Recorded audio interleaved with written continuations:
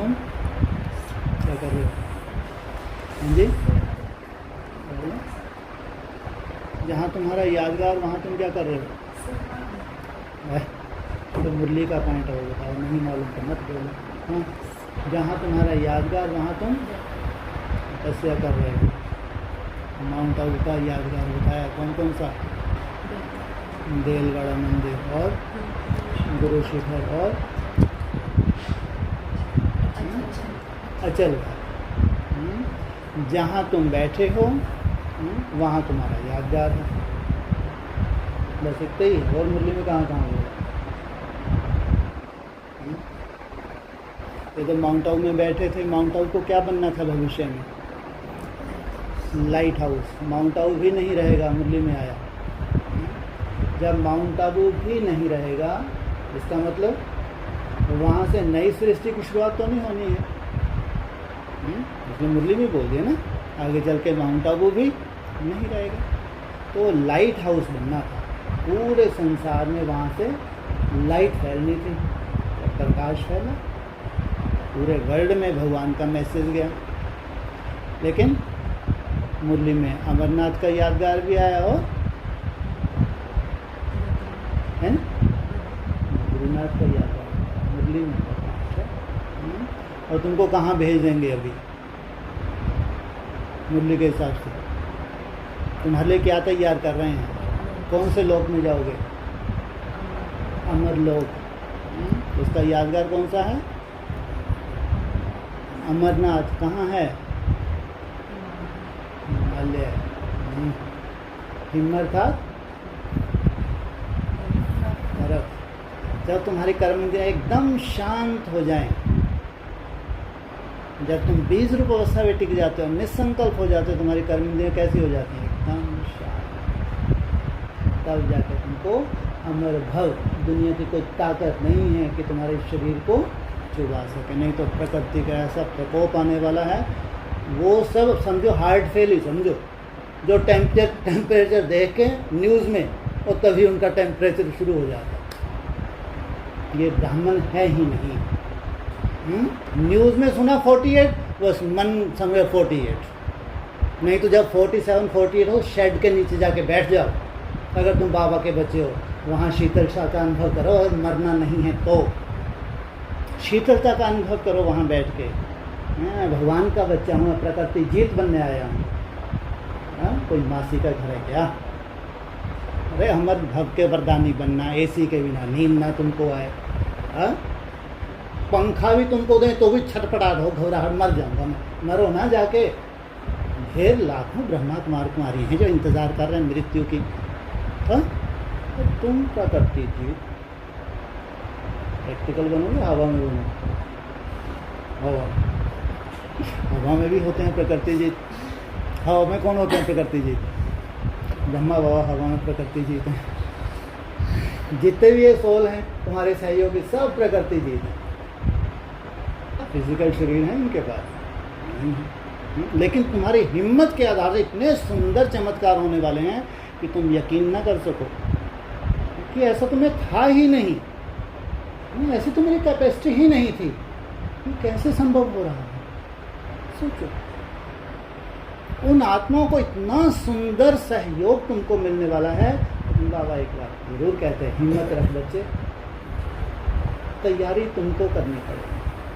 हट की बात नहीं कर रहे कि तुमको जाके शेड के नीचे भी बैठ जाओ, बीमार हो गए पड़ जाओ, हमको कोसने लोगे। हट की बात नहीं कर रहे।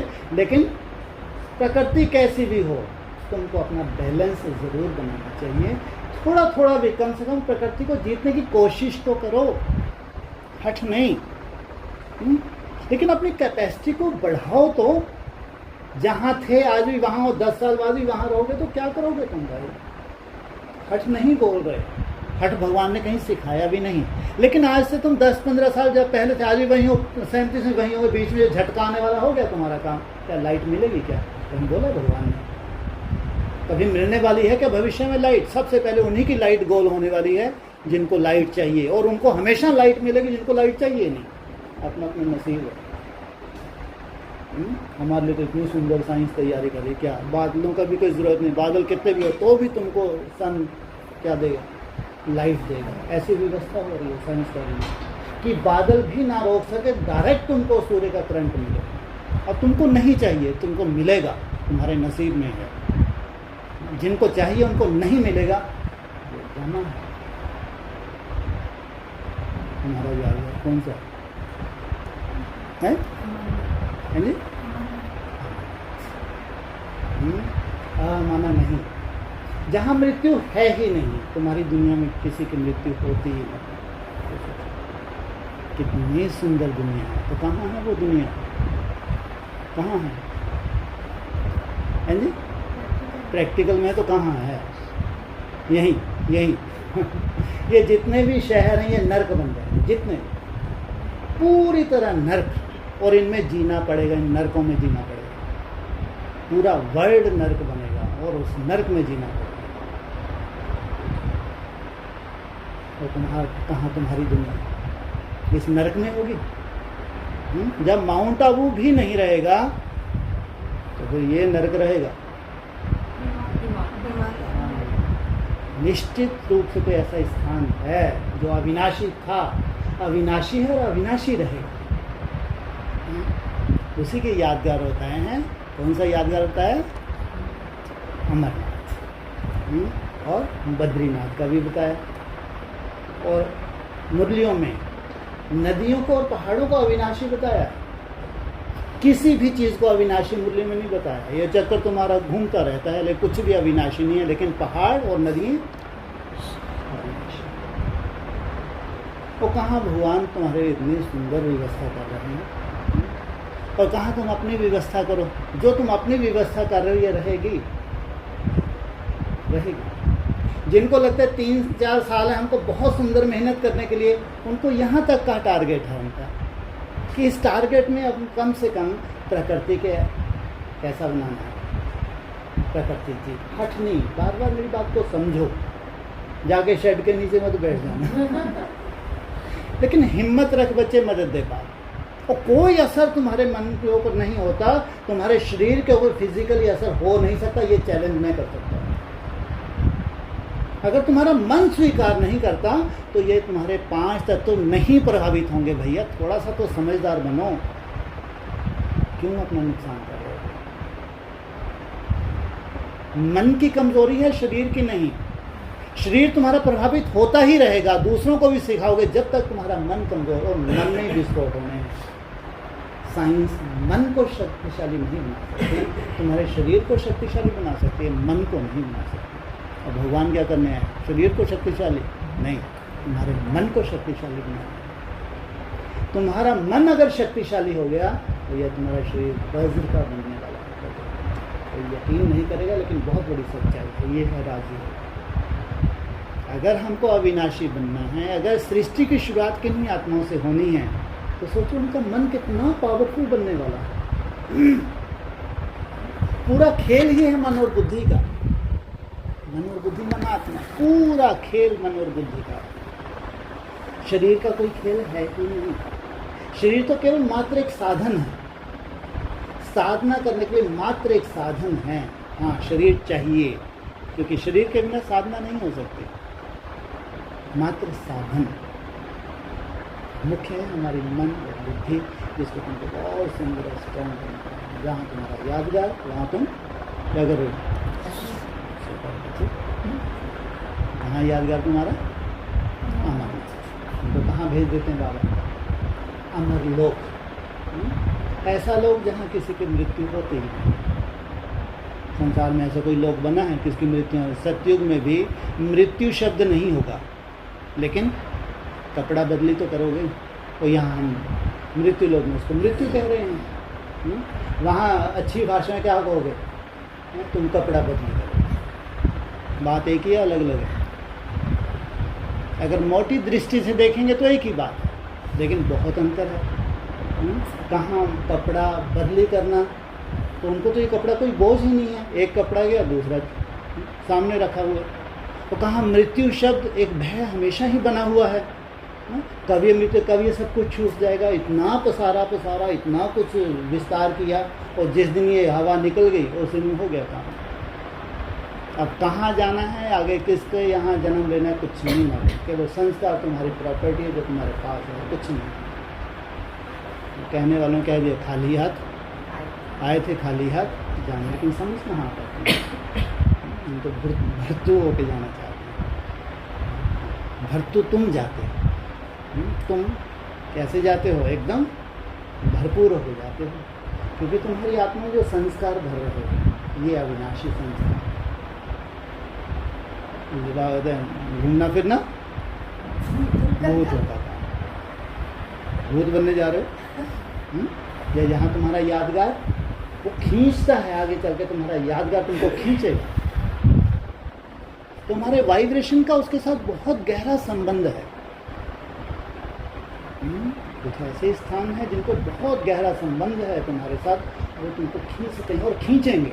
तुम परवश नहीं चाहते हुए तुमको परवश होकर तुमको वहाँ जाना पड़ता है। नहीं तो तपस्वियों के लिए तो एक छोटी सी कुटिया, पूरा संसार होता है। एक छोटी सी कुटिया, उसमें पूरा संसार है, पूरा ब्रह्मांड उसमें है, पूरा सुख उसमें है, उसमें शांति है। उनको कहीं भी आने जाने की दरकार नहीं। ये है मन का सुख, ये है मन की शांति। यहाँ शरीर का कोई रोल ही नहीं तो सुख शांति पाने के लिए कहाँ कहाँ जाते हैं, पहाड़ों पे जाते हैं, विदेशों में जाते हैं, कहाँ कहाँ जाते हैं। मिलता है सुख लेकिन अल्पकाल। और कहाँ तुम्हारे पास क्या है, गले का बाहर ढूंढते हैं। बाबा क्या कहते हैं, शांत तुम्हारे गले का हाथ कहाँ, गले में ही पड़ी हुई है और बाहर ढूंढे। मुरली का जहाँ तुम्हारा यादगार, तो कोई अविनाशी स्थान भी होगा। तो उसकी तैयारी 36-37 से पहले होगी नहीं होगी। एक तरफ जब पूरी दुनिया नरक बन रही होगी, दूसरी तरफ वो अविनाशी संगठन, वो अविनाशी स्थान भी अविनाशी, संगठन भी अविनाशी। लंबे समय तुम वहाँ तपस्या करके प्रकृति को वहाँ क्या करोगे, सत्य का ध्यान बनाओ। कोई भी वहाँ विस्फोट हो नहीं सकता, वहाँ बादल फट नहीं सकता, वहाँ भूकंप आ नहीं सकता। नहीं तो ऐसा कोई स्थान अभी सुरक्षित नहीं रहना है। सबसे ज़्यादा भूकंप कौन से इलाकों में आते हैं, सबसे ज़्यादा भूकंप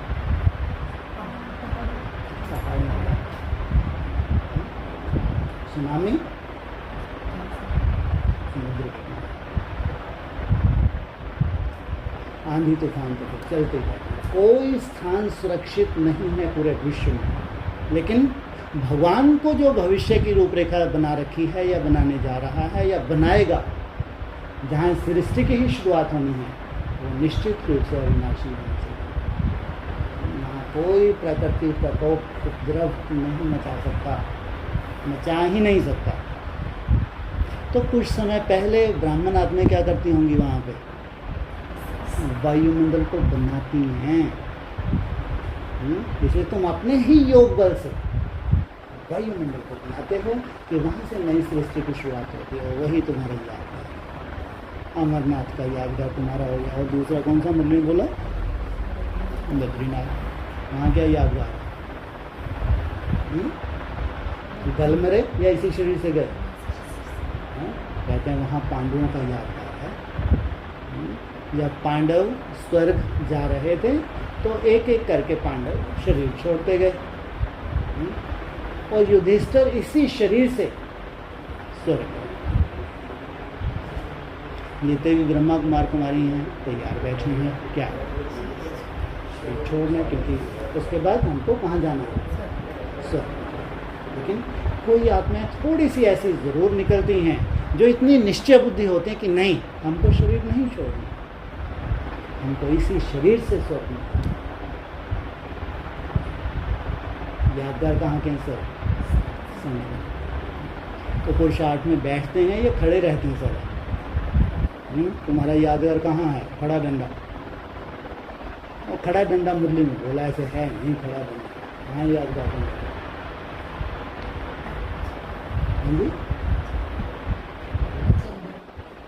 अच्छा और गुरु शिखर नहीं है, चलो हरी समझ में है गुरु नहीं भाई, मैं मुरली में बोल रहा हूँ, चित्रों में बोल रहा हूँ, हैं? हाँ, त्रिमूर्ति के चित्र में कौन सा तुम्हारा यादगार?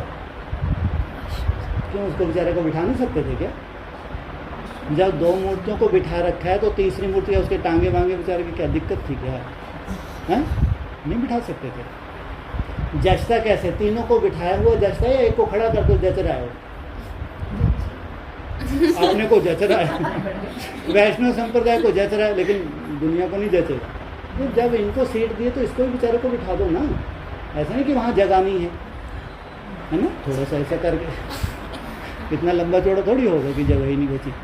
लेकिन वैष्णव संप्रदाय को जैसा है वो चित्र, क्योंकि पुरुषार्थ में खड़े ही रहे। लेट के अमृत वेला करने की तो बात ही नहीं, तो बैठे भी नहीं भाई। कोई कोई बिस्तर से मेरा बाबा मीठा बाबा क्या हाल, शुरू हो गया, घड़ी पे देखते हैं टाइम, अमृत वेला शुरू, और फिर 6-7 बजे तक क्लास सीधा चार्ट हो गया। कोई आधे घंटे की चेकिंग का रोल थोड़ी है। खड़े डंडे कहाँ तुम्हारा सिस्टम, जब तुम हारे हो तब भी चेकिंग कर रहे हो, आधा घंटा भरना तुमको। फिर घूम घूम के भी अपनी चेकिंग कर रहे हो कि आधा घंटा ये भरना है मेरे को, ऐसा नहीं कि मेरा अमृत वेला सफल हो गया। फिर तुम व्यवस्था कर लेते हो, कुछ न कुछ लगा लेते हो, कम से कम मैं सुनूँ तो। कितना अंतर है। खड़ा डंडा पुरुषार्थ में खड़े हैं, बैठने का कोई रोल नहीं, लेटने का तो सोच भी नहीं सकते। किनका यादगार है? ये वैष्णव संप्रदाय का यादगार। विष्णु था वैष्णव संप्रदाय, कंबाइंड स्वरूप, सूर्यवंश और चंद्रवंश का यादगार। तो सोचो त्रिमूर्ति का चित्र कैसा दिखाया उसको। अब ये पुरुषार्थ में खड़े रहते, ये है अविनाशी आत्माएं, जिनके अंदर ये बीज पड़ जाता है अविनाशी नहीं, हमारे शरीर नहीं छूट सकते। हमसे सृष्टि की शुरुआत होती है। हम वो भाग्यशाली आत्माएं हैं जिनसे सृष्टि की शुरुआत होती है। तो कितना बड़ा भाग्य है उन आत्माओं का जिनको भगवान निमित्त बनाए। खेल तो भगवान का ही है। भगवान जिनको निमित्त बनाए, जिनसे सृष्टि की शुरुआत हो। कल कितना सुंदर बोला जाता है, कितने सुंदर, ऐसे कि सजावट ही कर रहे थे कल। क्या बोला है जी? लेके ही जाना। जैसे कि इतना बड़ा ठेका उठा रखा है भगवान ने। तुम जाना चाहो ना जाना चाहो, मैंने तुमको चुन लिया, तुम भी बेटा क्या करो, मुझे चुन।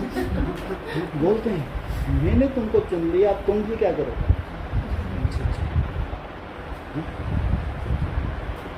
कितनी सुंदर अव्यक्तवाणी के लिए। जैसे कि भगवान अपना कर्तव्य निभाने के लिए आ चुका है। हाँ, विधि क्या अपनाऊंगा वो तुम चिंता मत करो, लेकिन ले ही जाना है, तुम्हारे से ही सृष्टि की शुरुआत होनी है। तो कितना बड़ा भाग्य है उन आत्माओं को जिनको ये नशा हो और ये निश्चय हो। हम हैं फाउंडेशन, हमारे द्वारा सृष्टि की, नई सृष्टि की शुरुआत होगी, तो कुछ तो मेहनत करेंगे नहीं करेंगे। ये सब पुरुषार्थ में खड़े हैं, इनको वो अंदर से ही प्रेरणा होती है। एकदम ऐसा पुरुषार्थी है, इनका यादगार दिखाया। इसलिए कोई रूपरेखा भगवान ने साधारण नहीं है जो आपकी बना रखी है। जो भगवान ने आपकी रूपरेखा बना रखी है वो साधारण नहीं है। और यहाँ उनकी इच्छा से बैठे हो, अपनी इच्छा से नहीं। जबकि यहाँ के कायदे कानून आप जानते हैं, आगे चल के और देखना, तो भी आप यहाँ बैठे हो तो उसकी इच्छा के बिना नहीं बैठ सकते। उसको तुम पसंद हो। तो यहाँ आपस में कोई एक दो को पसंद करे ना करे उसकी चिंता नहीं, लेकिन अगर यहाँ बैठे हो तो उसको तुम पसंद हो। ये बहुत बड़ी सच्चाई है। उसको पसंद है, उसको सबको पसंद करना पड़ेगा। कितनी भी तरह की हमारे अंदर कमियाँ कमजोरी हम अपनी तरह का है, सबके अंदर हिसाब किताब है, कितना भी हो, लेकिन उसको अगर तुम पसंद हो तो सबको तुम पसंदीदा बनने वाले हो। इतना तो निश्चय बुद्धि तुमको होना ही चाहिए, तब कहेंगे कल की अव्यक्तवाणी सार्थक होगी। मैं तुमको ले ही जाऊँगा। हम कहाँ ले जाएंगे? हाँ, अमर, जहाँ किसी की मृत्यु होती ही नहीं, मैं कह रहा हूँ ये 3-4 साल का ही नज़ारा कितना डेंजरस होगा, ये तो अभी सामने आ रहा है। 3-4 साल 27-28 तक का नज़ारा हो चुका। किन्हीं आत्माओं की कर्मातीत अवस्था होने से एक कितना भयंकर वैराग ब्राह्मणों की दुनिया में आने वाला है। ब्राह्मणों की दुनिया की बात कर रहा हूँ, दुनिया की बात तो छोड़ो, उनका तो भगवान जिक्र ही नहीं करता है, मरने वालों को क्या जिक्र करें। लेकिन ब्राह्मणों की दुनिया में कितना बड़ा वैराग आने वाला है कि 3-4 साल में परिस्थिति देखो। क्योंकि जब तक वैराग नहीं आएगा तब तक तड़पन या निरंतर भगवान की याद की कल्पना करना असंभव है। तब तक निरंतर हम मेरा बाबा, मीठा बाबा, प्यारा बाबा निकल जाए, ये असंभव है बहुत सहज, जाप मुश्किल होता है। मेरा बाबा, मीठा बाबा कभी भी किया जा सकता है, जब याद आए किया जा सकता है, तो भी क्या हम कर पाते हैं? तो भी माया कैसी हरखन है, सोचो, जाप भी नहीं करने देते। बीज रूप अवस्था की तो बात छोड़ो, तो भी बीच बीच में बुलाते हैं। तो जितना जितना वैराग बढ़ेगा उतनी ही तीव्रता से उसकी याद बढ़ेगी। तो इसलिए जो भी भविष्य की रूपरेखा है, जो भी बनने जा रही है, इसमें दूर दूर तक कहीं भी ब्राह्मणों का अकल्याण नहीं है। दूर दूर तक भगवान के बच्चे हैं और इनका अकल्याण हो जाए, हाँ, लौकिक भी दृष्टि से, अपनी एक दो की दृष्टि से हो सकता है, लेकिन रिजल्ट निकले इनका कभी अकल्याण हो ही नहीं सकता। भगवान ने जिनको चुना हो उनका भी अकल्याण हो जाए, भगवान का बनने से मतलब ही क्या है। जहाँ तुम्हारा यादगार, वो स्थान तुमको खींचता है, वो वाइब्रेशन तुमको खींचता है कि तुम्हारे वायुमंडल, तुम्हारा वाइब्रेशन वहाँ चाहिए, उस स्थान को अविनाशी बनाने के लिए। बाकी तो बावन रहा घूमना फिरना, हम तो भूत थोड़ी भूत हैं ना प्रेत हैं। सेवा के लिए तो बाबा के बच्चे जाते नहीं जाते। अगर तुम योग युक्त हो, योग युक्त अवस्था में रहते हो, क्या कहेंगे? अरे तुमको कहीं मान लो अपने फर्ज निभाने के लिए जाना पड़ा, कहीं लौकिक रिश्तेदारी में जाना पड़ता नहीं जाना पड़ता, जाना पड़ता नहीं जाना, तो उसको क्या कहेंगे? घूमना फिरना भूत होता, फर्ज निभाना। तो फर्ज अच्छे से कैसे निभाएंगे? अगर वहाँ रह के भी कैसे भी वायुमंडल में हो, लेकिन तुमने अपना वायुमंडल बना रखा है, वो तो एक सेवा का आधार बन जाता है। बाकी समय हमारे लिए बहुत अच्छा है, अच्छा नहीं, अच्छे से अच्छा है। जितना दुनिया के लिए खराब से खराब समय, उतना ही आपके लिए अच्छे से अच्छा है। प्रैक्टिकल में, प्रैक्टिकल होता है शरीर के साथ, प्रैक्टिकल में अच्छे से अच्छा है। जितना समय बुरे से बुरा आता जाए, उतना आपके लिए अच्छे से अच्छा है, और आपको छत्र छाया की अनुभूति भी होगी, जैसे भगवान आपको, भगवान की छत्र छाया आपको, कुछ मेहनत भी कर रहे हैं। ये भी निश्चय कब होता है? जब हम स्वयं कुछ मेहनत करते हैं, हमको निश्चय होता है भगवान भी, और भगवान साथ निभाता भी है। ऐसे तो बाबा ने बोल दिया, सबके अपने अपने हिसाब किताब हैं, बाबा को कोई लेना साक्षी, लेकिन वास्तविकता ये नहीं है। ये बाबा अपने बच्चों को कमज़ोर नहीं बनाना चाहता, इसलिए बाबा ने हाथ झटकार लिए बाबा ने बच्चों में, ताकि ये कमज़ोरी का, भक्ति मार्ग का संस्कार नहीं आ जाए कि भगवान तो हमारे साथ है, वो हमारी सेफ्टी करता है। लेकिन किन बच्चों की? जो स्वयं अपनी सेफ्टी करते हैं, उनको भगवान की मदद होती है। माना इतना हिम्मत, जैसे ब्रह्मा बाबा ने सीन देखी तो सीन भी नहीं देख पा, इतनी कड़ी सीन बाबा ने बोला, वो सीन दिखा दे तो हार्ट फेल हो जाए। इसलिए महान योगी ही वो सीन देख सके, उस सीन का सामना कर सके। महान योगी, इस जगह जिसने अंत किया उसने सब किया। इसलिए आपकी टूटी फूटी याद जैसी भी है, जैसी भी है, भगवान को पसंद है। उसकी इच्छा के बिना मेरा बाबा, मीठा बाबा, प्यारा बाबा भी नहीं निकल सकता। वर्तमान समय ये चल रहा है और ये समय दिन प्रतिदिन कठिन होना जाना, कठिन ही होता जाएगा और कठिन होता जाएगा। और आपके अंदर से मेरा बाबा, मीठा प्यारा बाबा निकल रहा है तो समझो आप बहुत बहुत भाग्यशाली। और इसमें पूरी तरह की व्यवस्था है, इस महामंत्र में पूरी तरह की व्यवस्था है। कोई चिंता की जरूरत नहीं कि वो निसंकल्प अवस्था, वो निराकारी स्टेज, वो कुछ तो वो करेगा कि तुम सब कुछ कर लोगे तो वो क्या करेगा? वो तो विपरीत वायुमंडल जो तुम धुन लगा रहे हो, ये काफ़ी है तुमको सर्टिफिकेट लेने के लिए कि बाबा जो मैं कर सकता था मैंने किया, जो मैं कर सकता था वो मैंने किया, वो मेहनत मैंने की। फिर तो बाप आया ही है सेवादारी बनकर, तुम्हारा मोस्ट ओबीडिएंट सर्वेंट। उससे जास्ती आज्ञाकारी सेवक कोई हो सकता है? वो भी सेवा ऐसे समय करे जाके सबको क्या हो रही है, बेआरामी हो रही है। ऐसे समय तुम्हारी मन बुद्धि को आराम दे, इससे बड़ा सेवाधारी कोई होगा? पूरा संसार जब परेशान हो जाए तो किन्हीं आत्माओं को ऐसा आराम दे। क्या बोला कल?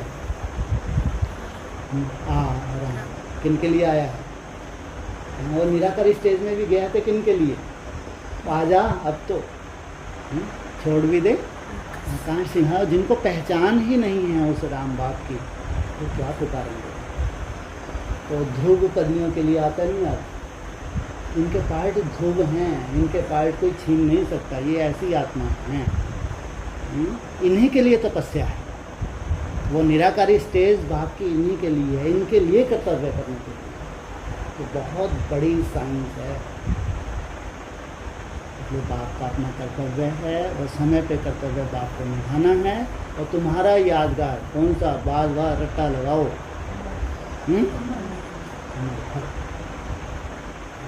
दूर दूर तक कहीं भी अनिश्चय बुद्धि बनना, चाहे स्वयं के प्रति, चाहे संगठन के प्रति, चाहे बाप के प्रति तो अनिश्चय बुद्धि नहीं बनते हैं, लेकिन स्वयं के प्रति भी अनिश्चय बुद्धि नहीं बनना है। ये शूटिंग नहीं करनी है। इसको बेहद में क्या कहते हैं? ये बेहद की मृत्यु है। अनिश्चय बुद्धि माना मृत्यु, और स्वयं के प्रति निश्चय बुद्धि माना जी। इसलिए सदा जीवन जीने का वरदान हो, ये संगम युग है। संगम युग अविनाशी है। यहाँ वरदान भी कैसे हैं? अविनाशी है। तो बड़े तगड़ा वरदान कौन सा? आयुष्मान का। मुरली में इतनी बड़ी आयु कर देते हैं भगवान, तुम्हारी इतनी बड़ी आयु तो तुमको लगे तो कोई कल्पना भी नहीं कर सकता। कोई ब्रह्मा कुमार तुम्हारी कल्पना ना कर सके, इतनी लंबी आयु तुम्हारी हो जाए। इसका सबसे बड़ा सबूत ब्रह्मा बाबा, उनकी आयु बढ़ी नहीं बढ़ी? बढ़ी। ज्योतिषियों ने उनकी आयु बहुत कम बताई थी, उस हिसाब से 91 के हिसाब से। और उस वक्त तो कोई ज्ञान भी नहीं था, ज्ञान भी पूरा नहीं खुला था। इसलिए तो मुरली में ही बोल दिया ना, अंत का ज्ञान तो अंत में ही बतावेंगे। मुरली के महावाक्य हैं।